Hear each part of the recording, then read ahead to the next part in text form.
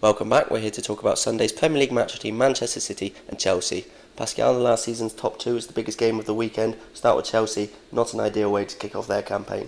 No, you get home to Swansea, a team they scored 9 goals against in 2 games last season, 5-0 away and 4-2 at home. So I think they would have been pretty confident there, coming home as the champions. But it was a very disappointing display both on and off the pitch. Only getting a point out of the game, Courtois being sent off. Very, very disappointing. You look back at the game itself. They did take the lead through Oscar. It's one of those free kicks where fired it in low. It wasn't the best free kick, to be honest, but he just managed to find a way through, and then it obviously falls the keeper and nestles in the corner. Take the lead there, but the Swansea came back brilliantly. Ayew with the equaliser, great goal from him. But Chelsea, they get back in front by half time. Willian, it's another lucky goal. He's crossing it in. It's an own goal in the end. Hits Fernandes, somehow loops up over into the corner, and from that point on, Chelsea, just didn't look that great. Courtois gets sent off. Was the right decision for me. On the line, and I think the referee made the right call there. Gomez sticks the penalty away, and once Chelsea went down to 10 men, if anything, they were slightly better because they sort of knew that they had a man less. They just dropped back a little bit, weren't quite as attacking. But you look at players like Hazard, he had quite a quiet game. Fantastic for them last season. He was very quiet throughout, and it was just a really disappointing opening day display from the champions, and they'll certainly want to improve on that. But tough game here.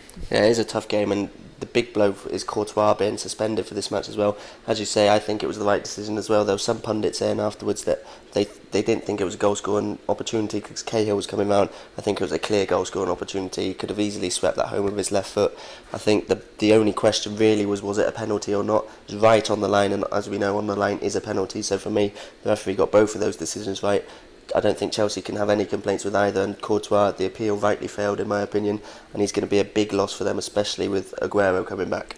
Certainly is, and the whole game, it just didn't feel like all was right in the Chelsea camp. Their pre-season hasn't been that good, and once Oscar scored the free kick, the first goal at home, as when you're the champions, the mood should be good. You see all the players running over to him, and he looked fed up. He looked over at Mourinho. Maybe there's been some debate about who's taking the free kicks, or maybe Mourinho's had a go at him before the game, but that's not looking good. And then there's the whole physio stuff that's come out since with Eva Camero, her name I think it is, and they've run onto the pitch, and Mourinho said they shouldn't have ran on because it then means they have to take a player off for the stoppage, and there's now reports that she's going to be sacked because of what's happened. And you look back at the game, and it didn't really make that much of a difference in the actual game, the incident. So I don't know why Mourinho is making such a big deal out of it, but certainly at the moment, all's not looking right with Chelsea. Bit of unease, isn't it? And in contrast, Man City made a fantastic start to the season, didn't they?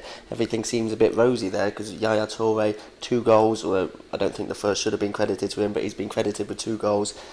People saying he's back to his best. I think we need to go a bit more into the season before we jump to that conclusion. But he had a good performance. The whole team had a good performance. There was only ever really one team in it. Berahino had that one chance for West Brom, but aside from that, West Brom didn't even look like scoring. City could have had more. Sterling on his debut. He had some nice touches here and there. Missed a good chance though. I think they'll be expecting more from him in the weeks to come. But he did look sharp, and he gives them another dimension. You think he's a sort of Jesus Navas player, but a better version of Jesus Navas. He's got pace to get in behind the defence. Last season they looked a bit lacklustre at times, looked a bit pedestrian, but this season with Sterling, I don't think that's going to be a problem.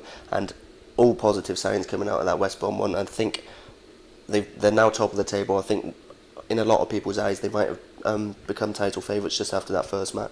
Potentially, yeah, and obviously Aguero coming off the bench was a huge boost for them. He's now probably going to be fit to start in this one, and with him back, like we mentioned earlier, Courtois not being there, that's a massive boost for them. Yaya Toure, he's a bit of a doubt for this game. I think he picked up a bit of a groin injury in that one, but hopefully he'll be right because, like you say, fantastic performance from him, and those goals he scores, like the second one where he just strokes it in. He doesn't even seem to put that much on it, but it's before the keeper, before he's even reacted. He was brilliant.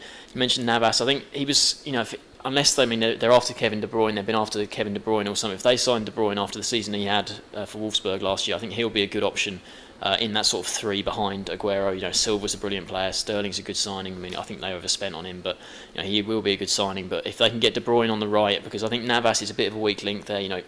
Does the odd good bit here and there. He's quick, but I think when you compare them to some of the other teams, some of the players that the other top teams have in those wide areas, I think Navas could be a bit of a weak link for City. But apart from that, it's all looking good for them. And if Toure's fit for this one, Aguero's back, they're looking good and probably start the game as favourites after Monday's performance. And it is the 2 title favourites going head to head. Chelsea, fantastic record in August, haven't lost in the last 28 games in August. Do you see City as the team to break that record? I think they've certainly got a chance, but for me, I'm going to have to sit on the fence with a draw here. I think it's a tight game, and even this early on, I know it's only the second week of the season. But like you say, these are the two favourites for the title. So it is a big game at this stage of the season. I can see it being a similar game to last year at the Etihad. It was quite tight.